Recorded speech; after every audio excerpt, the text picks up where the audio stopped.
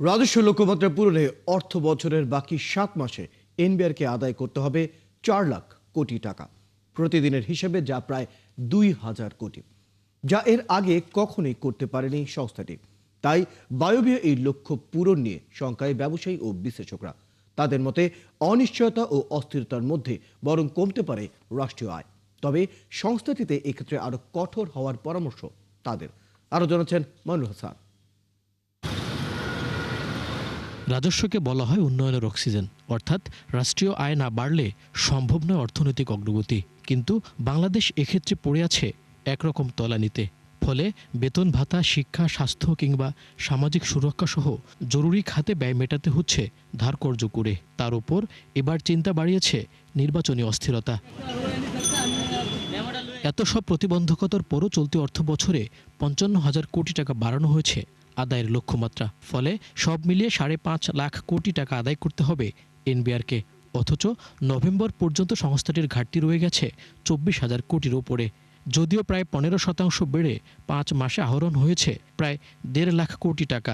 বিশেষজ্ঞরা মনে করেন, নির্বাচনের আগে বিনিয়োগ ও উন্নয়ন কাজে গতি কমায় প্রভাব পড়তে পারে রাষ্ট্রীয় আয়ে। যে 5 মাসের যে আমাদের ঘাটতিটা আছে সেটাকে বিবেচনায় নিয়ে আমাদেরকে খুব বড় ধরনের একটা ধাক্কা দিতে হবে। যে ভিত্তিটা আছে এই ভিত্তিটাকে আরও বিস্তৃত করা, ফাঁকির জায়গাগুলোকে একটা প্লাগ ইন করা। সবগুলোতে যে একটা স্লথ গতি, সংস্কারের অভাব, এইটাই আমাদের এই রেভিনিউতে ইম্প্যাক্ট করছে। এবং ইলেকশন হওয়ার আগ পর্যন্ত এইটাতে কোনো বড় গতি আসবে বলে আমরা ধরে নিতে পারি না। বরঞ্চ ইলেকশনের পরেও হয়তো মাসখানেক লেগে যেতে পারে এই গতির সঞ্চার হওয়ার। এনবিআরের হিসেবে অর্থ বছরের বাকি 7 মাসে আদায়ের লক্ষ্যমাত্রা 4 লাখ কোটি টাকার উপরে, প্রতি মাসে যার গড় 57,000 কোটি টাকা। অথচ এই পরিমাণ অর্থ সংস্থাটি এর আগে কখনোই করতে পারেনি পুরো একক অর্থ বছরে। তাই বায়বীয় এই লক্ষ্যমাত্রা নিয়ে আশাবাদী নন খাত সংশ্লিষ্টরা। রাজনৈতিক সরকারটা নির্বাচনের মাধ্যমে আসবে, তাদেরকে প্রধান কাজটা করতে হবে এনবিআরকে সহায়তা করার জন্য।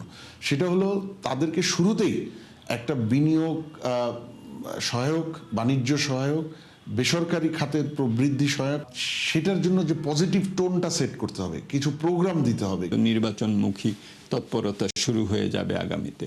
সুতরাং এই বছরটা এনবিআরের জন্য খুবই একটা চ্যালেঞ্জিং বছর হবে। কিন্তু এনবিআরের যে মূল দায়িত্ব এবং সংস্কার এখন যেগুলো করা হচ্ছে সেগুলোকে যৌক্তিক পরিণতিতে নিয়ে যাওয়া, প্রযুক্তিকে সামনে নিয়ে আসা, এখানে কোনো ধরনের শৈথিল্য প্রদর্শন করা যাবে না। এনবিআরকে তার নিজের কাজ যেটা সেটা করতে হবে। সংস্থার তথ্য মতে 5 মাসে মূসক ও আয়কর থেকে আদায় সন্তোষজনক হলে বড় ঘাটতি ছিল আমদানি রপ্তানি বাণিজ্যে।